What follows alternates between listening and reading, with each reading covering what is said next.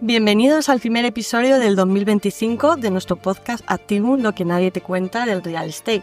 Empezamos un episodio con energía, con perspectivas del 2025 y lo hacemos de la mano de dos grandes referentes del sector, Carolina Roca, presidenta de Asprima y sociodirectora general de Grupo Inmobiliario Roca, una empresa familiar con más de 60 años de trayectoria. Bienvenida.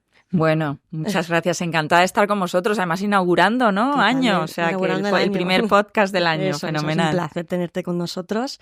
Y tenemos también a Antonio Lodeiro, nuestro CEO, quien va a compartir con nosotros hoy su experiencia y su visión más estratégica del sector. Buenos días, Estefanía. Buenos días, Carolina. Y agradecerte el tiempo que nos dedicas, que sabemos que es precioso y valorado. Bueno, ya os digo que encantada. El placer es nuestro siempre.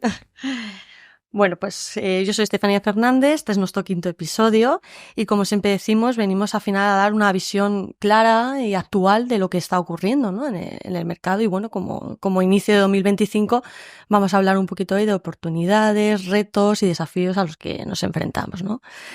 Y bueno, pues antes de nada me gustaría empezar, Carolina, contigo, un poquito que nos cuentes desde tu experiencia como mujer directiva en un sector que tradicionalmente es masculino, un poquito a qué desafíos te has enfrentado. Cuéntanos.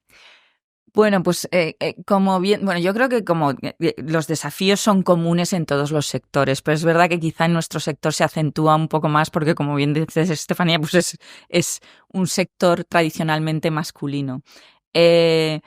La verdad es que yo creo que el sector se está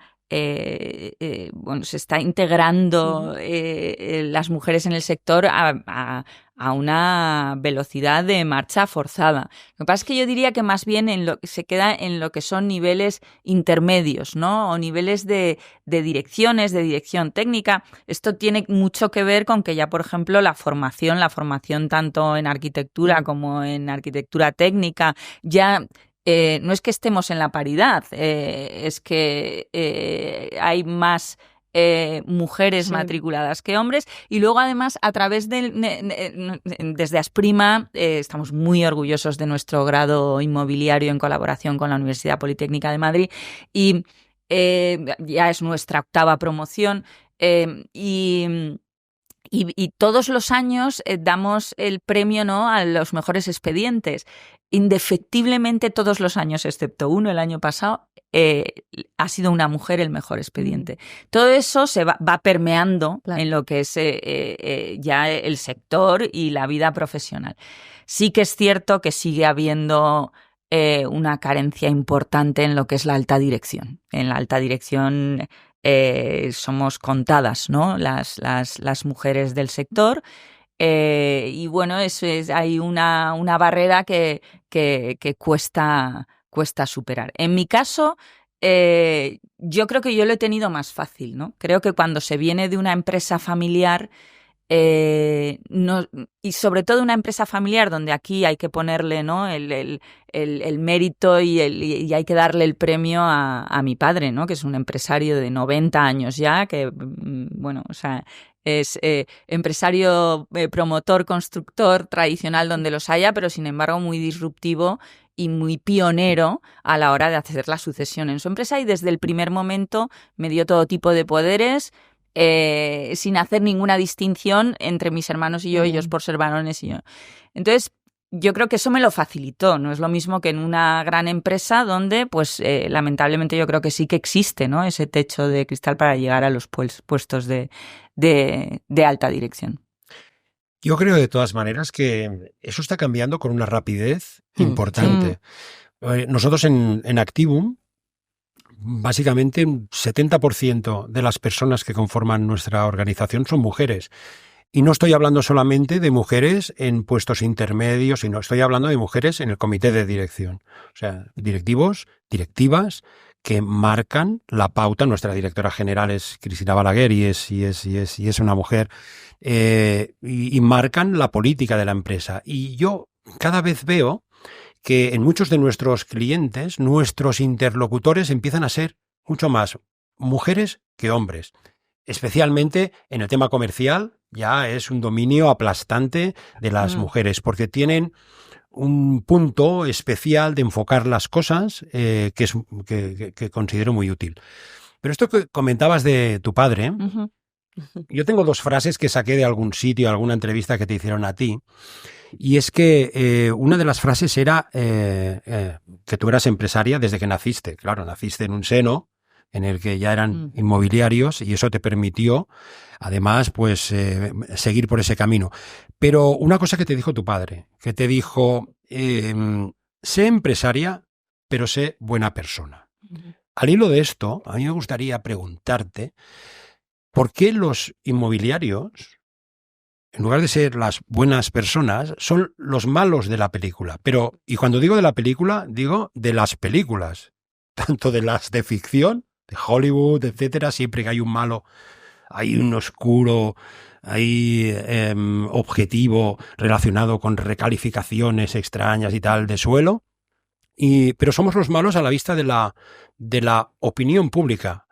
¿Es verdad eso? ¿Y por qué?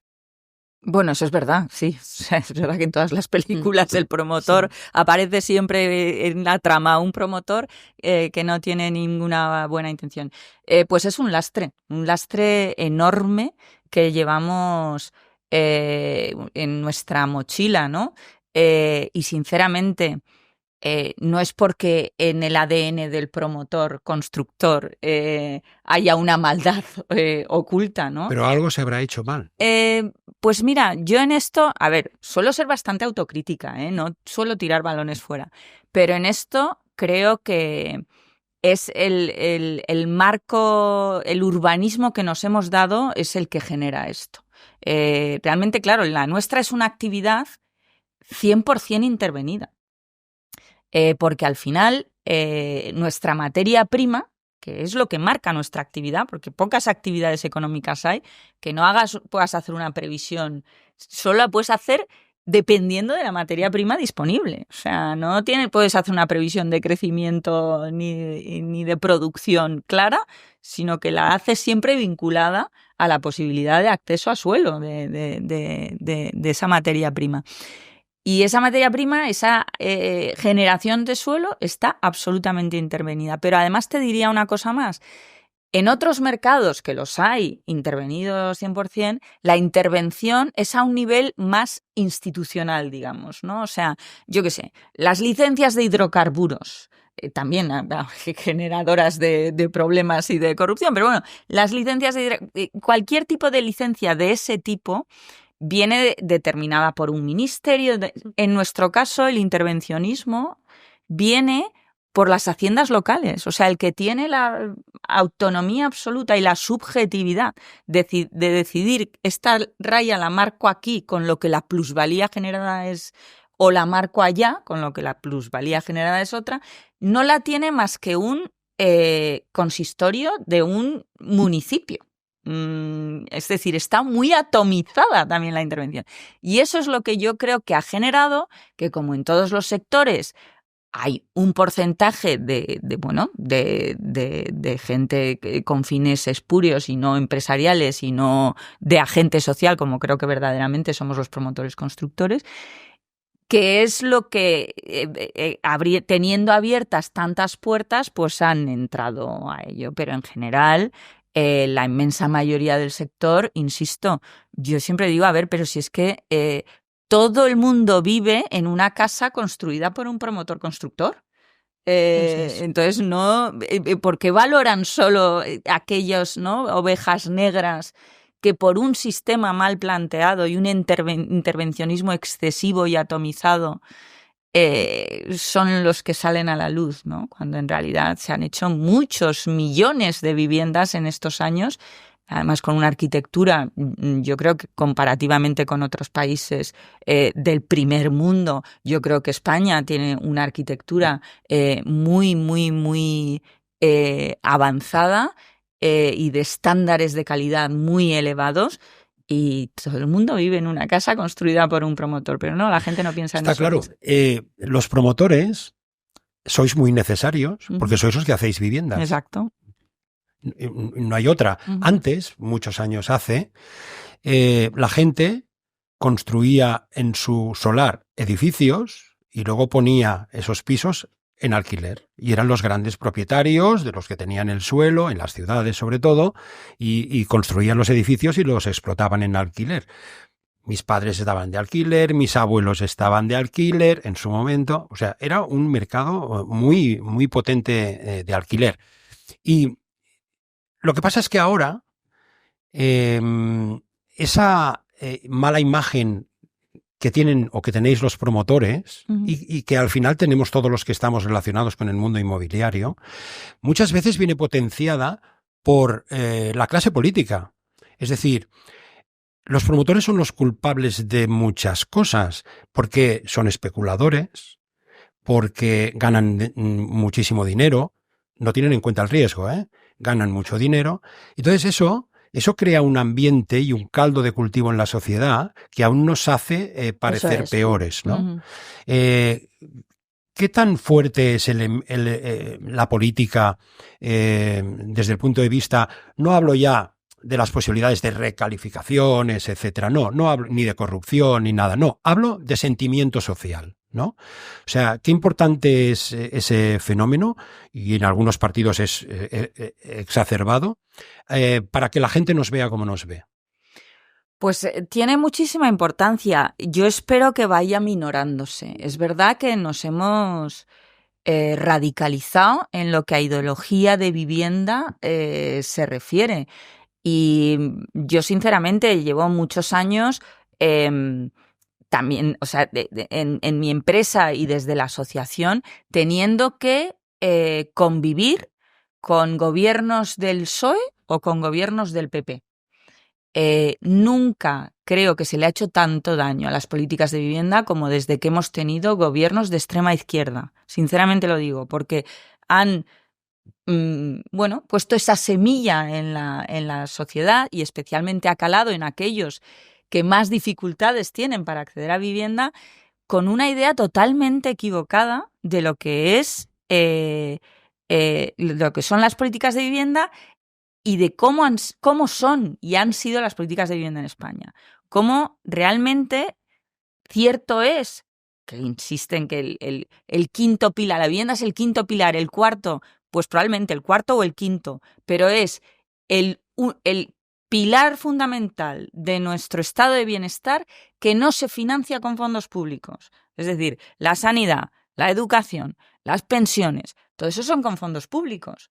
Pero la vivienda nunca se ha sustentado ni se sustentará, por mucho que digan, porque nos están exigiendo ahora que incrementemos nuestra aportación a defensa. No es este el momento en equiparar el presupuesto de vivienda al de educación o sanidad. No va a llegar ese momento. Al revés, habíamos encontrado una fórmula mágica de tener una política de vivienda francamente social, que es la vivienda protegida. Y bueno, con esta que le costaba muy poco al erario público la vivienda protegida, porque era una vivienda que eran políticas de vivienda implementadas exclusivamente por la iniciativa privada, con financiación privada y con gestión privada. Y sin embargo, llegó esta ideología que germinó ahí, ¿no? Yo creo que fuese 15M, ¿no? Que provenía de ese momento de una durísima crisis del 2008 que se arremetió contra quien no se debía arremeter, que éramos los que teníamos que producir vivienda y mantener esa infraestructura social tan importante que es la vivienda. Entonces fueron contra nosotros, nos apartaron de las políticas de vivienda, nos demonizaron. Y eso caló no solo en ese partido de extrema izquierda, sino que caló en su partido más cercano a la izquierda, que es el Partido Socialista, y caló en el PP. Yo hasta hace pocos años con el PP seguíamos teniendo, o sea, nos seguían teniendo prevención, no querían realmente que se les relacionara, ¿no?, a nosotros. Por eso yo ahora, al leer la declaración de Asturias, la verdad, ha sido eso sí que ha sido un soplo de esperanza, ¿no?, de ver que, por fin vuelven a ver que es imprescindible recuperar la atracción, o sea, atraer de nuevo a la inversión privada a la producción de vivienda. Y vamos a los fondos. Uh-huh. Los fondos, que la gente, claro, todo el mundo les llama fondos buitre. Ya, es que eso... Fondo buitre es una palabra muy fuerte, fondo buitre. Yo, en muchas ocasiones, en las reuniones familiares, porque en las que no son familiares no suelo decirlo, pero en las familiares, cuando me dicen, vosotros, los inmobiliarios, los fondos buitre, digo, mira, los fondos, tú eres fondo. Digo, tú tienes tu dinero en una cuenta bancaria, ¿sí? Sí. Tú tienes algún producto, a lo mejor, pues que has contratado con tu banco para invertir en lo que sea, que tú no lo sabes en lo que es, pero que a lo mejor es el fondo al que tú estás criticando. Luego tú eres fondo también. Es decir, los fondos han rescatado, desde mi punto de vista, en un momento determinado, han rescatado un poquito el resurgir del inmobiliario en España, porque en España no había dinero para hacer. Y los fondos pues han contribuido a eso. ¿Cómo, de qué manera, si mejor, peor, con más ánimo de especulación, menos y tal? Pero la realidad es que nosotros estamos buscando, como tú decías ahora, hace un instante, atraer capital para poder fomentar la construcción de vivienda. ¿Qué pasa con los fondos? Los fondos han convertido a nuestro sector en un sector, en una fabricación, es decir, o en un sector financiero, puramente financiero, en el que lo que se hace es ver qué cuenta de resultados tienes en base a un producto que es marginal, entiéndeme, desde el punto de vista financiero, es decir, esto va bien, sí, lo hago, esto no va bien, esto no lo hago, esto gano mucho, lo hago, esto gano poco, no lo hago. Se está mirando ahora, está viendo esta radicalización debida a los fondos de nuestro sector? A ver, primero, yo es que me niego a hablar, a mentar esa palabra. O sea, los fondos son fondos de inversión, han salvado el sector promotor constructor del país, porque realmente el 2008 se llevó al 99% del tejido productivo de vivienda en nuestro país, y gracias a que en ese momento aterrizaron los fondos, nos llegó ese fresh capital que nos recuperó, ¿no? Eso es como te dan el shock y vuelves a latir. Pues fue gracias a esto. Está claro que era un momento muy complicado y los fondos que vinieron en ese momento, pues claro, son fondos de más riesgo, o sea, lógicamente. Pero me niego a utilizar la palabra de ese ave que me niego, porque es que es incomprensible que tengamos claro todos ya que tenemos un problema de oferta, que somos incapaces de producir la oferta que se nos demanda, y que demonicemos al compañero necesario, que no suficiente, pero sí necesario, para incrementar esta producción. Y además es que el decir, vamos a ver, prácticamente ya no hay empresas promotoras que no tengan un fondo detrás. Yo, por ejemplo, soy una, Grupo Roca no tiene un fondo detrás, pero pues nosotros hemos sido rara avis siempre.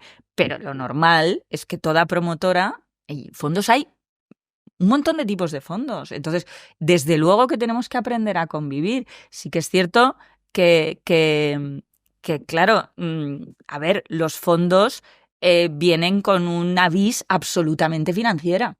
Hay que aprender a convivir con ellos para que haya un equilibrio en las decisiones empresariales de las promotoras, un equilibrio entre lo inmobiliario y lo financiero, ¿no? Sí, a ver, nuestro negocio siempre ha sido un negocio muy financiero, ¿eh? O sea, quiero decir que vamos a ver, es un negocio muy intensivo en consumo de capital, con una gran capacidad de apalancamiento gracias al préstamo promotor, pero no es lo mismo a la hora de desarrollar suelo, es decir, que tiene una vis muy, muy financiera que siempre hemos tenido en cuenta. Lo que pasa es que ahora un poco hay que aprender a convivir cuando entra en nuestro negocio, pues bueno, y sobre todo con el poder último de decisión, pues esos fondos que la vis financiera la aparcan más, ¿no? Pero yo creo que estamos siendo un ejemplo de cómo estamos reconvirtiendo, ¿no?, el sector promotor en un precisamente, sector... o sea, ¿qué proponéis, ¿no?, para que cambie esa narrativa negativa que estamos comentando aquí, ¿no?, sobre todas estas generaciones que vienen ahora? Pues mira, mucho será comunicación, la verdad, porque es que yo sinceramente creo que mimbres y realidades objetivas es que hay todas, y no entiendo cómo nos da la impresión muchas veces de predicar en el desierto, y no conseguimos llegar sobre todo a los jóvenes. Yo, desde luego, tanto desde la Asociación Nacional como desde Asprima, lo analizamos con nuestra empresa, con nuestra agencia de comunicación. Yo creo que a nivel prensa o medios de comunicación especializados, creo que hemos lavado mucho la imagen, o sea, no lavado la imagen, hemos conseguido penetrar y mostrarnos tal cual somos, ¿no? Como somos un sector serio, profesional, que ya lo éramos, claro. Porque también a mí me revienta un poco que parece que solo nos hemos profesionalizado gracias a la llegada de los fondos. Es verdad que han ayudado mucho. Por ejemplo, en criterios ESG, tengo que decir que claramente, claro, o sea, ¿quién es los que más han ayudado a implementar y a seguir los ODS, los criterios ESG? ¿Quién? Los fondos, sinceramente, porque como los fondos sí que les va a la cuenta de resultados el cumplimiento de esos criterios, nos los hacen cumplir a nosotros, y entonces todos los proyectos están dentro de... pero bueno, independientemente de eso, creo que ya éramos un sector muy profesional, pero la cuestión es esa, que creo que a nivel comunicación especializada sí que creo que está bien claro y ya hemos conseguido proyectar la imagen de lo que realmente somos, pero ojo, nos cuesta penetrar en medios generalistas y sobre todo en los jóvenes, ¿no? O sea, yo es que no sé, una cuestión tan clara como en cuanto a un joven le dices, no, pero si, vamos a ver, que los promotores hemos hecho, que la política de vivienda, que se ha hecho mucha vivienda social en este país, que hemos hecho en 20 años hicimos 3.272.000 viviendas con un límite de precio de venta o un límite de precio de alquiler, y te dicen, ya, pero se hizo mucha vivienda pública que se descalificó y tal. Digo, no era vivienda pública, no se descalificó, claro. Es que nunca fue vivienda pública. Siempre nuestras políticas de vivienda han sido hacer mucha vivienda asequible privada, o sea, social, pero privada. Entonces no se ha descalificado, no ha dejado de ser vivienda pública, es que nunca lo ha sido. Pues eso, cada vez que lo digo, la gente dice, no me cree.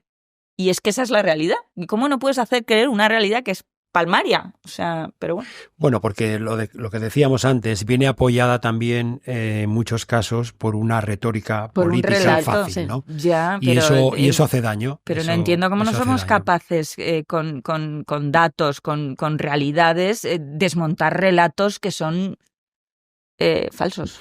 Lo que nos lleva al problema que todo el mundo habla respecto a la vivienda, ¿no? Vamos a pasar de puntillas porque lo decimos en todos los foros, en todas las reuniones, en todo... O sea, la vivienda es un problema porque hay muy poca oferta y mucha demanda. Y eso tensiona los precios y, por lo tanto, hace que una gran parte de la gente sea insolvente desde el punto de vista de que no es capaz de poder comprar una vivienda, ¿no? Eso empuja a que ese colectivo se vaya al alquiler por necesidad, porque una cosa es el alquiler por gusto o por capacidad de movilidad o lo que sea, y otra cosa es porque no puedes hacer una vivienda, no puedes comprar la vivienda, ¿no? Entonces viene más gente al alquiler. Bueno, estamos en lo mismo. El alquiler se tensiona. Y al final, el más desfavorecido es el que se queda sin alquiler. Bueno, lo sabemos. No vamos a entrar ahí. Bueno, pero eso explica muy bien ese efecto cascada, es verdad. Pero vamos a ir un poco al origen, ¿no? Entonces, el origen... Tú decías una cosa que me gustó mucho, que es especular algo así como especular es no hacer las suficientes viviendas. Eso es especular. Especula el que frena la producción de viviendas. Perfecto. Estoy absolutamente de acuerdo contigo. Y eso tiene un origen en la materia prima tan importante para los inmobiliarios, para los promotores, que es el suelo. Y en el suelo sí que pasa una cosa que yo quisiera preguntarte, a ver, ¿qué opinas? Porque yo tengo mi opinión. Yo la suelto y tú me la corriges. Uh-huh. El único agente social que no aporta valor al suelo es el propietario que tiene un campo de nada, pues si es de patatas son sacapatatas, pero hay veces que un campo de barbecho que de repente la sociedad, vía ayuntamiento, administraciones locales, etcétera, le recalifica ese suelo y de repente pasa de tener una cosa que no vale nada a una cosa que vale lo que él diga que quiere por ella. Eso es muy bestia. Esto es muy animal, porque si dices, no, yo soy un promotor que me arriesgo, compro suelo en un estado incipiente y lo trabajo y le aporto valor y lo califico y lo urbanizo y lo que sea, cada vez le vas aportando más valor, partes de un riesgo, pero le aportas valor. Hombre, le tienen que salir las cuentas a la persona que aporta valor. Pero a la persona que no aporta valor, ¿por qué tiene que ser el que hace el negocio en porcentaje con mayor beneficio? ¿No se tendría que, de alguna manera, regular? Ya sé que la palabra regulación da muchísimo miedo, pero claro, es que, oye, si me regulan los precios de venta, me regulan los precios de alquiler y tal, y no me regulan los precios de la materia prima que yo compro, ¿en qué estamos? ¿Me reguláis por arriba y no me reguláis por abajo? ¿Qué es esto? O no regulemos o intentemos equilibrar las balanzas, ¿no? De alguna forma. O sea, yo creo, y mi opinión es que se tendría que regular el suelo en posesión de los particulares que han visto que su suelo les ha caído del cielo una recalificación y que lo venden muchas veces pidiendo precios, descontando el valor futuro de lo que esos suelos serán capaces de hacer. Lo están descontando ya. Es que no está aprobado el plan de no sé qué, pero se aprobará. Pero el propietario ya pide un precio que al final alguno pues compra, y si alguien compra, pues otros van detrás, y eso crea una espiral de precio tremenda. Y el que más se beneficia es el primero, el que no aporta valor. ¿Cómo lo ves eso? A ver, yo veo que claramente en cuestión de desarrollo de suelo, figuras como el agente urbanizador es una figura muy, muy positiva, porque ahí realmente si se decide que un determinado suelo es susceptible de ser desarrollado para transformación a suelo urbano finalista, pues hombre, el propietario de ese suelo tiene que entrar dentro de la Junta de Compensación de Desarrollo de ese suelo y al fin y al cabo asumir las cargas de urbanización para obtener un producto final. Y si no quiere asumir las cargas de urbanización, pasa por lo tanto a la Junta de Compensación mediante una expropiación. Pero eso pasa en algunas comunidades autónomas. Claro. De todas formas, yo creo que eso que debería extenderse no es el mayor problema del desarrollo del suelo en este momento. Ojalá fuera ese. Porque cuando es ese, es porque el negocio de desarrollo de suelo es un negocio. Es decir, en la época en la que el de la boina, ¿no?, que llamábamos así, se llevaba mucho dinero por una recalificación, era porque el promotor desarrollador de suelo veía viabilidad al negocio de desarrollar suelo. Es que ahora es inviable, independientemente del precio de origen de ese suelo. Inviable urbanizar suelo. Y eso lo tenemos que tener muy presente. En este momento, nosotros, en la Comunidad de Madrid, sí que consideramos que somos muy afortunados, porque, bueno, en un momento dado, esto que comentaba antes de decir, joder, que tenemos un negocio, a mí me encantaría ser como cualquier otra actividad económica que pueda hacer su proyección, su previsión, en virtud de la demanda, cuánto va a producir, cómo, en virtud de la financiación que va a obtener. Es que nosotros no. Yo no sé. ¿Cuánto vas a producir este año? A nivel comunidad autónoma. Pues ni idea, depende del suelo que salga. Entonces, estando ante esa situación, dijimos, oye, ¿por qué no creamos una herramienta, ¿no? Que es nuestra plataforma Landcam, ¿no? Que es una herramienta colaborativa donde lo que hacemos es monitorizar los suelos en desarrollo de la Comunidad de Madrid para saber en qué estado están, qué hitos les faltan y vamos viendo si los hitos se van cumpliendo en el plazo estipulado, que nos sirve para dos cosas. Para una cosa, para prever el suelo que vamos a tener en carga en el corto, medio y largo plazo, y también para presionar. No es lo mismo ir a Iberdrola o al Canal de Isabel II a decirle, oye, no, me tienes paralizado, no me das el informe, no sé qué, que unificar y decir, oye, Iberdrola, me estás paralizando en la Comunidad de Madrid la producción de 7.800 viviendas porque te falta aquí la subestación, aquí el informe de tal, aquí. Y un poco de tener un poco más industrializado todo ese proceso de generación de suelo. Bueno, pues gracias a la plataforma Landcam, pues hemos contabilizado suelo para 260.000 viviendas en la Comunidad de Madrid, que no está mal. Y en los próximos 4 años entran en carga 120.000 viviendas de esas 260.000. Y vamos comprobando que todos los años va entrando en carga lo que teníamos previsto que fuera entrando. Y si no ha entrado, el por qué, el saber quién ha puesto el cuello de botella ahí, ¿no? Pero ¿cuál es la realidad? Que esos suelos, eso es suelo para 260.000 viviendas, viene de desarrollos de antes de crisis. Viene de juntacompensantes que ante la crisis decidieron, mira, ya con lo que tengo invertido tiro para adelante en vez de tirar para atrás. Y han seguido. Hemos tenido esos juntacompensantes que han seguido poniendo derramas, tirando para adelante, pensando y confiando que en la Comunidad de Madrid. Pero hay muy pocos sitios como la Comunidad de Madrid. La mayoría del resto de España, y yo estoy en ámbitos en otras comunidades autónomas, frenaron absolutamente lo que es la inversión en desarrollo de suelo porque es a pulmón. Es que nadie financia las urbanizaciones y los desarrollos urbanísticos. Es a pulmón, luego todo el mundo frenó.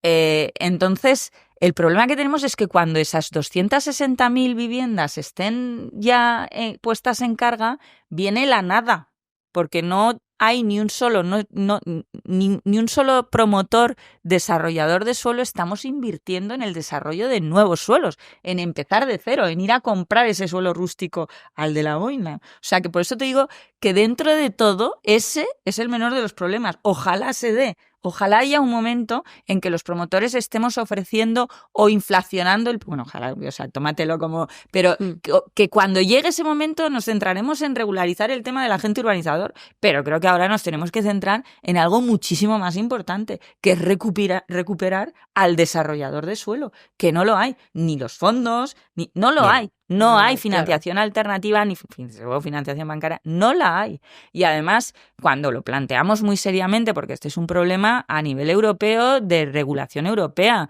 cuando planteamos, oye, habría que cambiar en Basilea que la actividad de desarrollo de suelo se sigue considerando especulativa. Claro, tiene unos ratios de consumo de capital para la financiación brutales. Entonces, así es imposible funcionar y nos lo ponen muy difícil, ¿eh? Nos dicen que es muy complicado cambiar esa regulación, porque claro, venimos del 2008 y le tienen un miedo horrible. Sí. Entonces, ahí es donde digo, quizá ahí sí que necesitemos ayuda de fondos públicos, ¿eh? Ya sé que... frente a esta ideología de izquierdas esto ya sí que les hace estallar la cabeza, pero donde verdaderamente vamos a necesitar financiación pública y avales públicos es para pagar las urbanizaciones de los suelos. Cuellos de botella que intervienen y que son directamente responsables en muchos de los casos de la problemática de la vivienda.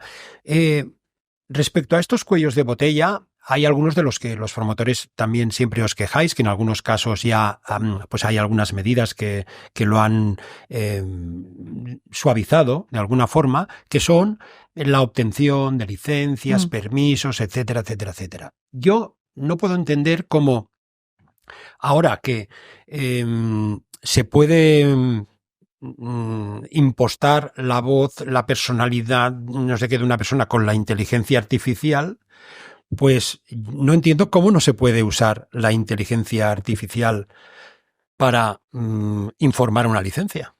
en segundos, en minutos, no en 6 meses, no en 3, no en 1. A los promotores inmobiliarios cuando nos dicen, no, licencia en 3 meses, decimos, ¡hola! ¡Qué maravilla! No, es que no es una maravilla, 3 meses. Y no son 3 meses, muchas veces son 6, son 12 o son los que sean. No, oye, inteligencia artificial, ¿se está hablando en algún foro? Tú que así te prodigas más y tienes más contactos, de introducir la inteligencia artificial para solucionar de una vez por todas este problema. Se le dan los parámetros, oye, los cumples, te doy la licencia. No los cumples, no te lo doy. Sé que simplifico mucho, ¿eh? Sí, no, pero me alegra que me hagas esta pregunta, porque es que en Asprima hace ya 3 años que firmamos un convenio con el Ayuntamiento de Madrid. Nos remangamos, contratamos a una empresa CIPE, bueno, y creamos un, digamos, piloto de digitalización de tramitación de la licencia sobre una ordenanza, una de las ordenanzas. Costó, o sea, que decir, es importante hacer esa pedagogía, los técnicos municipales, pero los técnicos del Ayuntamiento de Madrid, teniendo a la cabeza al director general del Ayuntamiento de Madrid de Edificación, que es un auténtico emocionado de este tema, han hecho un equipo, han luchado, han conseguido que a través de CIPE se haya aplicado a prácticamente todas las ordenanzas del municipio de Madrid, en búsqueda de, hilando con lo que la licencia básica, que entró en vigor con la OldRAM, con la modificación de la ordenanza, tú puedas ir con un pendrive, con tu proyecto en BIM o modelizado y en 1.5 segundos tengas la licencia básica concedida. Y ahí está, es que eso ahí está. Mira, el otro día hicimos además una jornada que nos pidieron de potenciando la colaboración público-pública. Fue una jornada a puerta cerrada donde nos habían pedido desde Canarias, desde Baleares, desde La Rioja, y ahora tenemos otra jornada dentro de 2 semanas, me parece. Y trajimos a directores generales, pero técnicos, o sea, muy...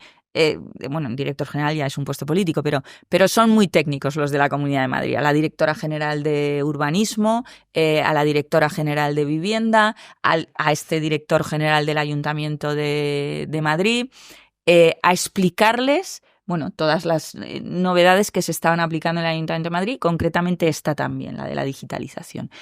Y además, bueno, estaban todos los demás ayuntamientos emocionados, todos los técnicos municipales que habían venido a esa jornada emocionados. Además, les explicaron claramente que se había hecho una herramienta flexible, que se podía adaptar a otro tipo de ordenanzas. O sea, que era importante que no estaba hecha a medida de la de Madrid. Hombre, llega un momento en que tienes que hacerle ya el traje con las ordenanzas urbanísticas del municipio en cuestión, pero que podía ser fácilmente extrapolable a otros municipios.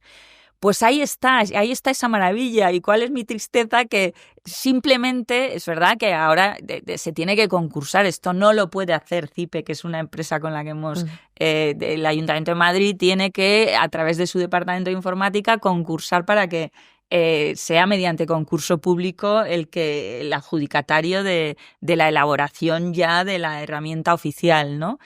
Y bueno, estaba ya preparado todo listo para la licitación y no ha entrado en los presupuestos del ayuntamiento. Y dices, porque no le han dado la importancia que tiene. Bueno, eso. Presionaremos para que, aunque no haya entrado en los presupuestos, de alguna u otra manera se solucione y haya licitación y la habrá. Entonces, yo digo que se están haciendo pasos muy importantes. Lo que pasa es que cuesta ver... que cuesta mucho, es que el mamut de la administración es muy difícil ir entrando, pero llegará. Perfecto. El tiempo se nos echa encima y vamos a, porque no queremos tampoco hacer que esto sea muy, muy pesado, ¿no? Nosotros, oye, lo que nadie te cuenta del inmobiliario. Hemos pasado por diferentes temas, todos muy interesantes. Vamos a dejar fuera la ley del suelo porque la ley del suelo es un tema que está ahí, muy manido y sale en todas partes. La estatal, ¿no? Sí, la estatal. Pero sí que me gustaría finalizar o rematar, aunque todo lo que hemos dicho, fíjate que es que lo último que me has hablado, que yo no lo sabía, la existencia de esta aplicación ya. O sea, es para intentar, o sea, acortar tiempos, Agilizar, eso es. ¿sabes? O sea, para ganar productividad claro, en el ganar sector. productividad. Productivos. Eso significa mejorar las velocidades, eso significa mejorar las velocidades de construcción, etcétera. Hemos dejado por cuestiones de tiempo aparte el hecho de que para incrementar nuestra capacidad productiva se necesita mucho dinero. Y no solo mucho dinero de fondos y externos y tal, sino incluso ayuntamientos potentes, porque tú haces una gran urbanización en un sitio y todo lo que tú quieras, pero luego el ayuntamiento, Hay que mantenerla. claro, la tiene que mantener y a veces eso crea esas.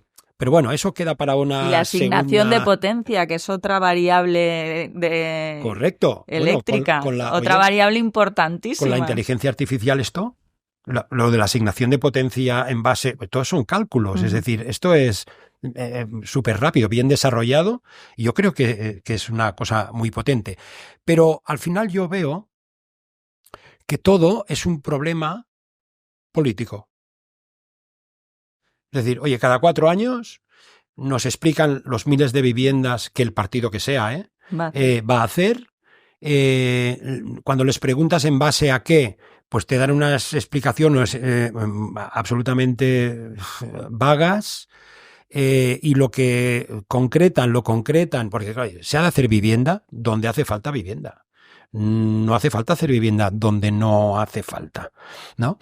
Entonces, yo creo que hasta que, no sé cuál es tu opinión, pero hasta que no seamos políticamente muy maduros en España y entendamos que realmente la vivienda es un problema social, porque lo es, no vamos a dar con una solución, porque las soluciones serán interesadas, ¿no? Es decir, aquí es posible ser optimistas para conseguir que nuestros políticos se den cuenta de que esto ha de ser un pacto a largo plazo. El problema de la vivienda no se puede resolver en 2, ni en 4, ni en 6 años, desde mi punto de vista. Hay que hacer una política, dotar presupuestariamente a esta política, colaborar con los agentes del sector, pero con la vista a largo plazo. Es decir, un problema así, o lo solventamos todos a 10 años vista, o si cada 4 años vamos haciendo cada uno lo suyo.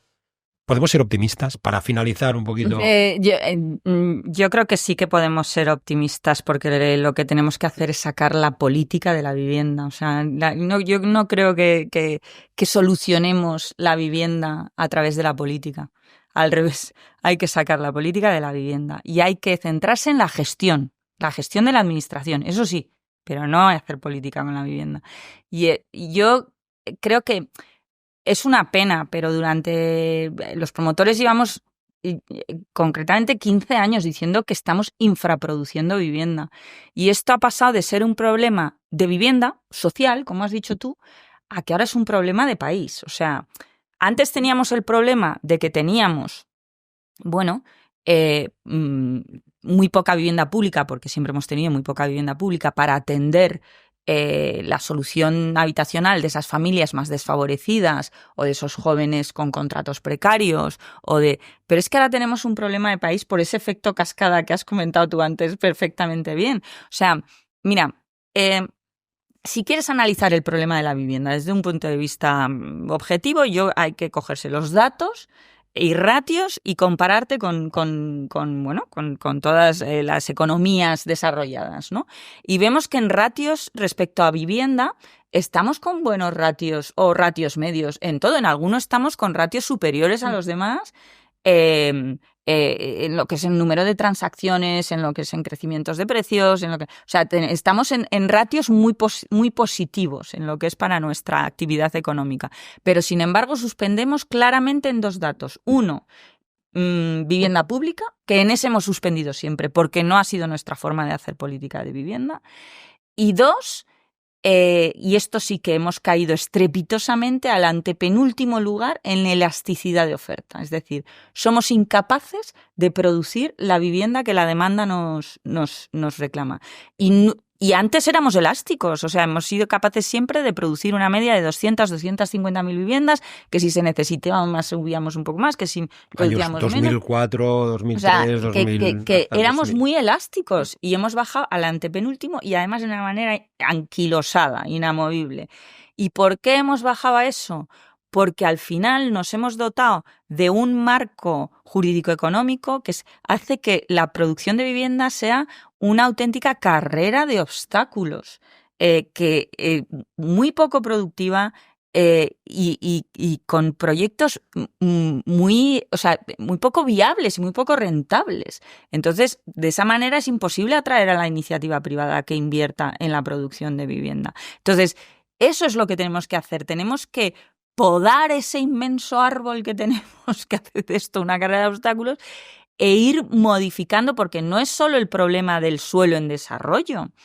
Es que podemos acometer cambios importantes que sí que son de más corto plazo, como son los cambios de uso, como la Ley 324 de la Comunidad de Madrid, que se ha quedado corta, no te digo que no, que solo es para terciario de oficinas, y solo sirve, para destinar... pero son parches, pequeños parches. Pero bueno, ya hemos puesto la pica en Flandes. La siguiente será que cuando esto salga bien le diremos, y ahora mete los usos industriales también, y ahora déjalo también para vivienda en venta, y ahora, o sea, pediremos, si eso sale bien, que funcione. Avalmadrid acaba de aprobar la posibilidad de avalar el 80% del coste del suelo para la compra del suelo por parte del promotor o de la cooperativa. Te avala el 80% mediante una financiación de una póliza de crédito. Para hacer vivienda asequible. Medidas importantísimas de modificar la OLDRAM, la licencia básica, las declaraciones responsables, sustitutivas de la LPO, todo eso acorta plazos, todo eso te da otro... Y luego medidas muy importantes, yo no hablo de la ley del suelo estatal, la ley del suelo de cada comunidad autónoma puede determinar ese necesario cambio de paradigma, donde flexibilices el urbanismo, donde empieces a pensar en la posibilidad de regeneración urbana entrando la iniciativa privada a través de la redensificación de las ciudades, en fin, nuevos conceptos e ideas disruptivos y claros. O, por ejemplo, la Ley 724 que ha entrado también en vigor ahora en la Comunidad de Madrid, que reduce en un año los desarrollos urbanísticos, el plazo de desarrollo urbanístico, porque ya no es necesario que esté inscrito en los proyectos de reparcelación, basta con que esté la aprobación definitiva. De un plumazo le has ahorrado un año de plazo a los desarrollos urbanísticos. En fin, hay tantas medidas que nosotros tenemos claramente tasadas que por eso digo yo que la declaración de Asturias sienta en sus 10 medidas, está hablando de eso, ¿no? Y nosotros lo queremos aterrizar diciendo, tus 10 medidas vamos a traducirlas y sobre todo lo más importante de eso es que ¿quién firma la Declaración de Asturias? 12 presidentes de comunidades autónomas, que son los que verdaderamente tienen competencia para hacer los cambios normativos que así someramente te he dicho. El Estado, el gobierno central, sobre eso no tiene competencias. Y ahí es donde realmente nosotros tenemos que atacar para, insisto, podar ese enorme árbol y que de una vez volvamos a producir las 250.000 viviendas que este país requiere, ¿no? Y para ponernos al día.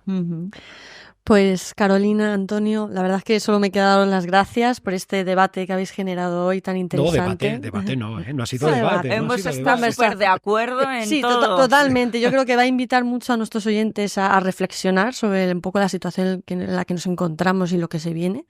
Así que solo me queda daros las gracias y la verdad, gracias por vuestra experiencia, por hablar tan claro, que al final es lo que buscamos aquí, y también por demostrar, ¿no?, que hay que liderar este sector tan desafiante pues con valores y con esta pasión que creo que habéis demostrado hoy aquí. Así que muchas gracias a los dos. Y nada, pues solo me queda decir a nuestros oyentes que, bueno, que nos pueden encontrar en las principales plataformas, YouTube, Spotify, eBooks y Apple Podcast, para que puedan escuchar nuestro siguiente capítulo. Muchísimas gracias a todos. Gracias. Bueno, muchas gracias. Gracias.